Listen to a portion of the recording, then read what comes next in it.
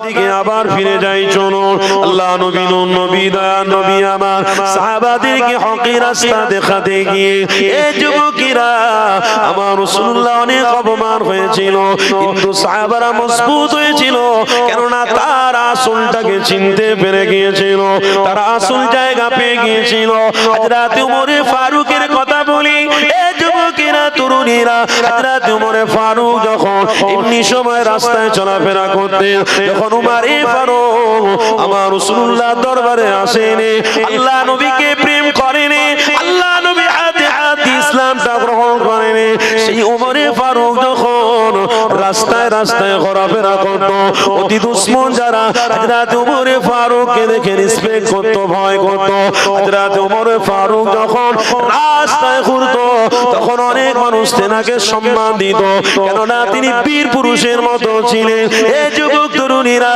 হযরত উমর ফারুক যা ইচ্ছা করতেন কতল করে দিতেন যা মনে করতেন তাই করতেন কেননা বীর পুরুষ ছিল এই যুবক হযরত উমর ফারুক যখন আল্লাহ নবীর দরবারে হাজির হয়ে গেল আমার নবী পাকের কদমে যখন হাজির হয়ে গেল আমার রাসূলুল্লাহর কদম যখন ধরে ফেললে হযরত ওমর যখন আমার নবী পাকের হাত মোবারকটা ধরে ফেলেছে এই তরুণীরা আমার রাসূলুল্লাহর সাহাবী হযরত ওমর ফারুকের মাথাটা নিচু হয়ে গেছে আর দাদাগিরি দেখায় না আল্লাহ নবী সাহাবী হযরত ওমর ফারুকের জবান থেকে বেশি বেশি কথা বের হয় না আল্লাহ নবী মসজিদে নববী শরীফে বসে রয়েছে আল্লাহ নবী সাহাবারা বসা নবী আমার কথাবার্তা বলতে দিয়েছে নবী আমার কথা যখন বলছে হযরত ওমর ফারুক আমার রাসূলুল্লাহ চেহারা দিকে বারে বারে দিদা দিতে লেগেছে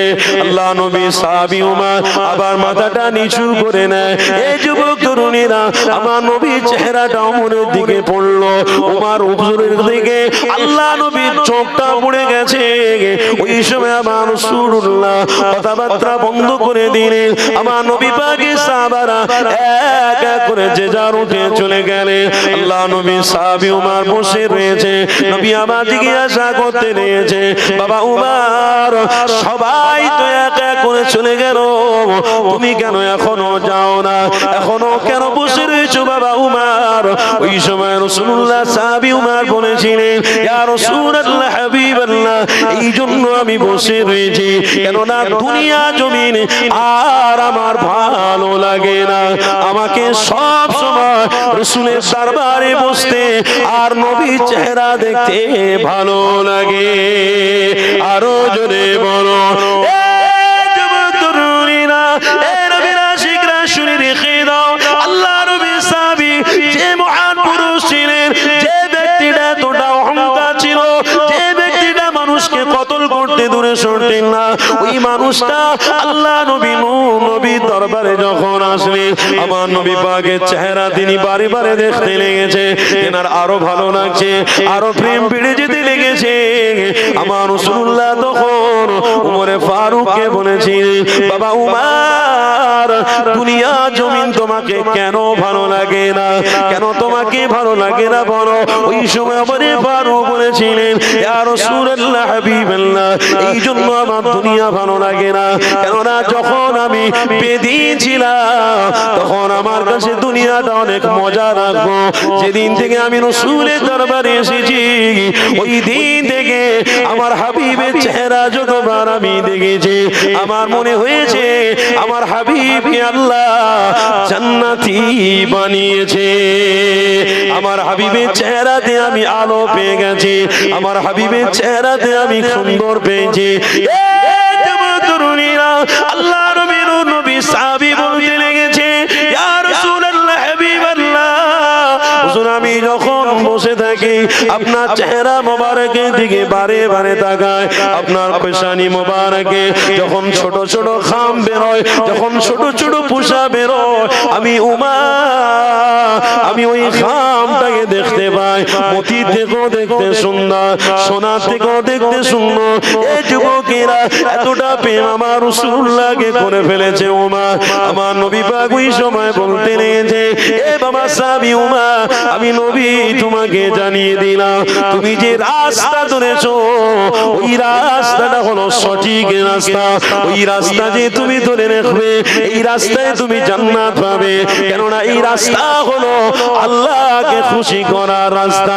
এই যুবকেরা ওই সময় আমার নবী পাক বলেছিল যাকে তুমি উমার প্রেম করে ফেলেছো, যার সাথে তোমার সম্পর্ক তুমি করে ফেলেছো, বাবা উমার শুনে রেখে দাও আমি নবী তোমাকে জানিয়ে দিলাম যার সাথে প্রেম মোহাম্মত তুমি করে ফেলেছো বাবা আমার আল্লাহ তাকে পছন্দ করে ফেলেছে, তার নাম হলো হাবিবুল্লাহ। এ উমার তুমি যার সাথে সম্পর্ক করে ফেলেছো অবশ্যই তিনার জন্য আল্লাহ খুশি হয়ে তোমাকে জান্নাতি লাকাব দান করেছে। আরো জোরে বলো এ যুবকেরা তরুণীরা হযরত ওমর ফারুকের কথা যদি আলোচনা করি তাহলে আপনারা বুঝতে পারবেন আল্লাহ নবী সাহাবী কত কঠোরতা ছিলেন ইসলামের জন্য, দ্বীনের জন্য কত কঠোরতা ছিলেন।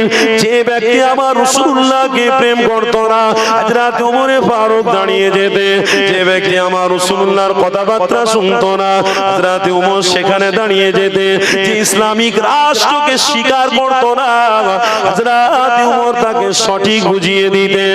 বাবারা শুনে রেখে দাও, তাই তো বলে দি হযরত ওমর যদি এত পয়সাওয়ালা এত টাকাওয়ালা যদি আমার রাসূলুল্লাহর কদমে নিজেকে কুরবান করে দিতে পারে তাহলে আপনি কেন কুরবান করতে পারবেন না? আপনি কেন আমার রাসূলকে ভালোবাসতে পারবেন না? কত টাকার মালিক আপনি, এই পয়সা টাকা অর্থ গাড়ি বাড়ি সব আপনার কিছুক্ষণের ব্যাপার রয়েছে, এতে কোনো আনন্দ নেই মজা নেই।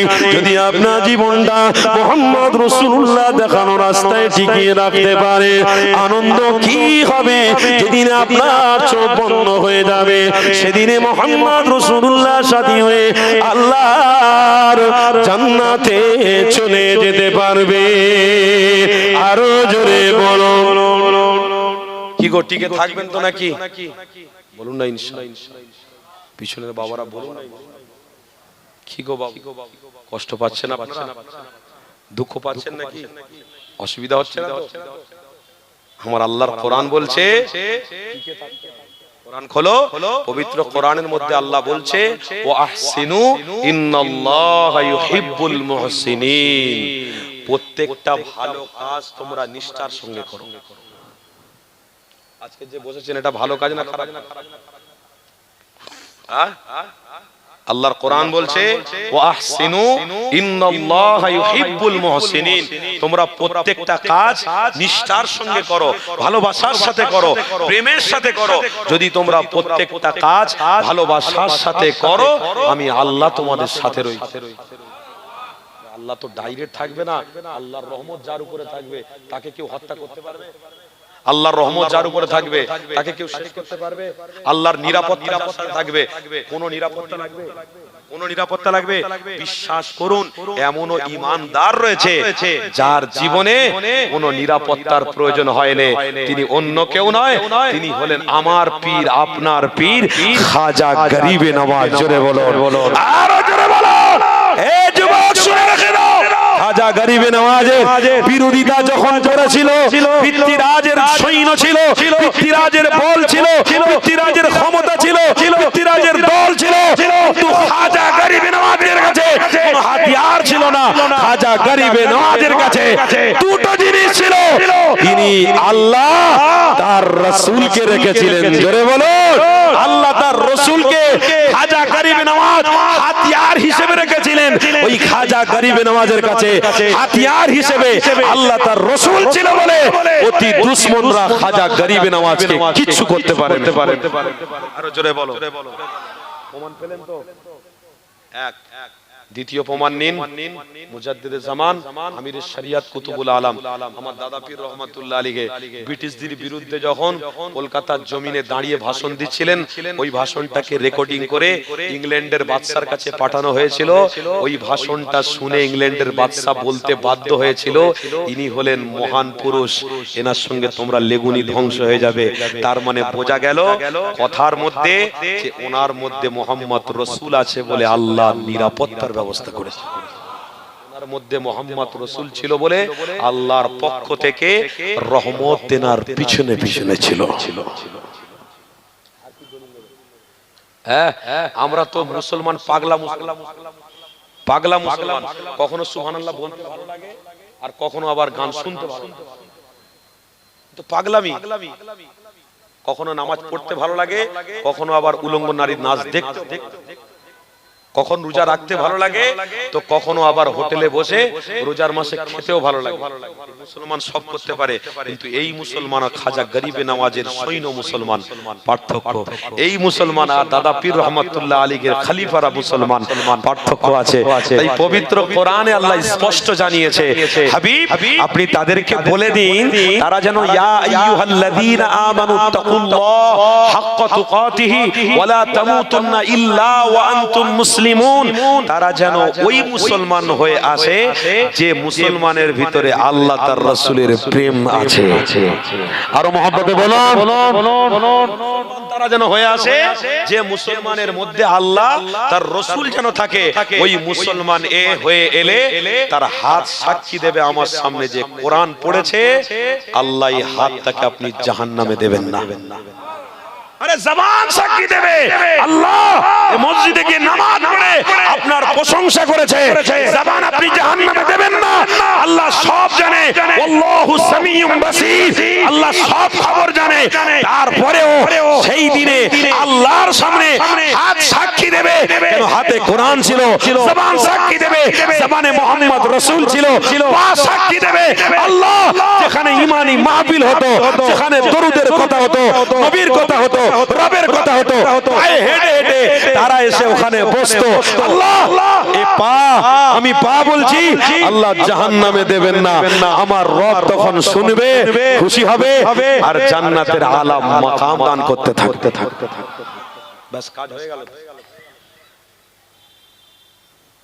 সঠিক রাস্তায় চালাতে হবে তো। কতজন সঠিক রাস্তা আছি? আমি আছি, আপনি আছেন, উনি আছেন। সঠিক রাস্তায় আমরা আছি।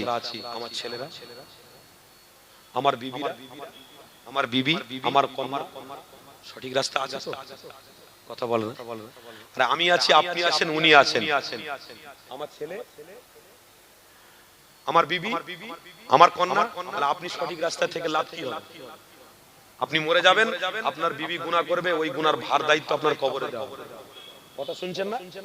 আপনি চলে যাবেন, আপনার ছেলে অন্যায় করবে, জিনা করবে, নারীদের সঙ্গে বেয়াদবি কাজ করবে, ওই গুনাহটা আপনার কবরে দেওয়া হবে, আপনার রুহে পৌঁছানো হবে।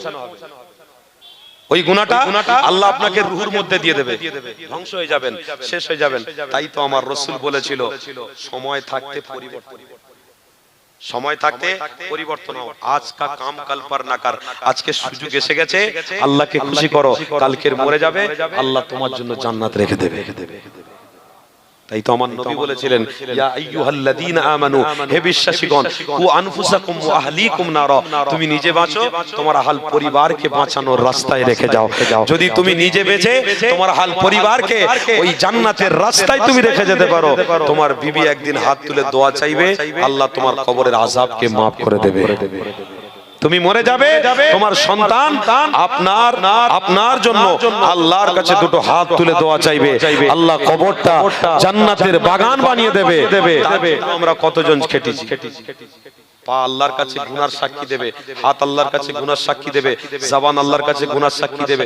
কেন? আপনি ভালো করেননি তাই সাক্ষী দেবে। আর আপনি যদি ভালো কাজ করে থাকেন তাহলে ভালো ফল পাবেন। আল্লাহ আমাদেরকে হেফাজত করেন। বলুন না, জোরে বলুন না।